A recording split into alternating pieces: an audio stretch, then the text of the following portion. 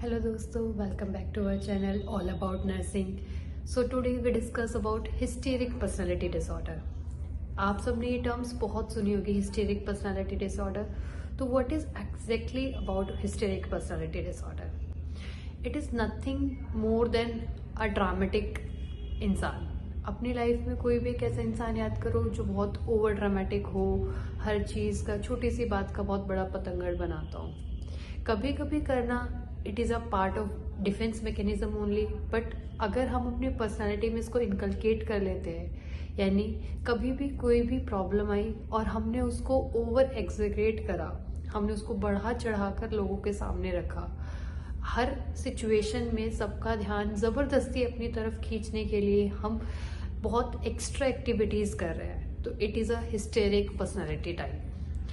ये psychological disorder है जिसमें इंसान सिर्फ एक ही चीज़ पर फोकस करता है कि उसके आसपास जितने भी लोग हैं उन सबका ध्यान कहीं ना कहीं उसकी तरफ रहे, चाहे वो ओवर ड्रामा करके हो या फिर कोई भी ऐसी अनअप्रोप्रिएट एक्शन करके हो जिसकी वजह से लोग उसकी तरफ ध्यान देने लगे. वो इस ध्यान के लिए कुछ पॉजिटिव कुछ नेगेटिव की तरफ नहीं जाता, सिर्फ उसको अटेंशन चाहिए. That is pure attention seeking behaviour of individuals present around them. तो hysteric personality disorder is nothing more than a mental health disorder in which we have unstable emotions, overwhelmed desires of feeling importance in every group, in every situation, and our self image is distorted. अब इसकी कुछ ना कुछ etiology भी होगी, reasons भी होंगे, and reasons are psychological stressor, psychological less expression.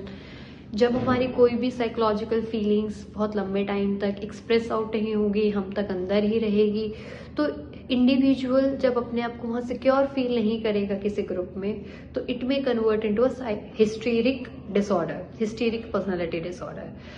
फिर वो अपने आप को इम्पोर्टेंस फील करवाने के लिए कोई ऐसी एक्टिविटी परफॉर्म करेगा जिससे कि उसके आसपास के जितने लोग हैं उसका ध्यान उनकी तरफ आ जाए, सो दैट वो अपने आप को इम्पोर्टेंट फील करवाएगा.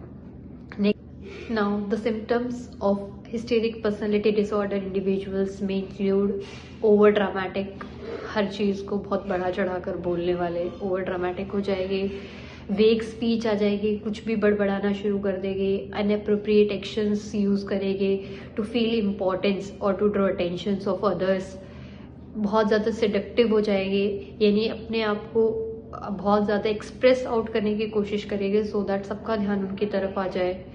अपने इमोशंस को बहुत जल्दी रैपिडली शिफ्टिंग होगा, बहुत शैलो इमोशंस हो गए. It means there is nothing in the emotions, but अपने आप को बहुत ज़्यादा इमोशंस फील करवाने की कोशिश.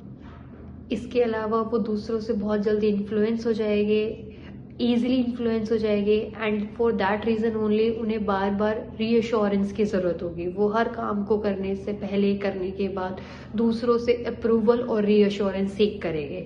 हर काम को वो बार बार पूछेंगे, मेरा ऐसा ही है ना, मेरा ऐसा ही है ना, सो दैट वो उस ग्रुप में अपने आप को इम्पोर्टेंस फील करवा सके, अपने आसपास के लोगों की अटेंशन खुद तक ला सके. इसके लिए कुछ कोपिंग स्ट्रेटेजीज का भी यूज करा जा सकता है, या ट्रीटमेंट बोल सकते हैं हम इसको, जैसे कि साइकोथेरेपीज का यूज कर सकते हैं, फैमिली थेरेपीज का यूज कर सकते हैं. हम जो इंडिविजुअल है उसको रीअश्योरेंस दे सकते हैं.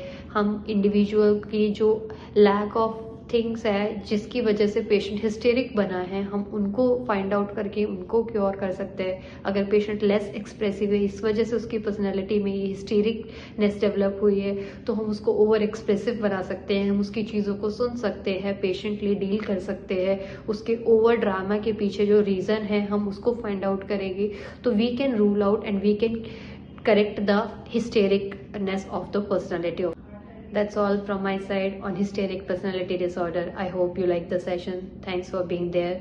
Don't forget to like, share and comment for the more videos. Thank you guys.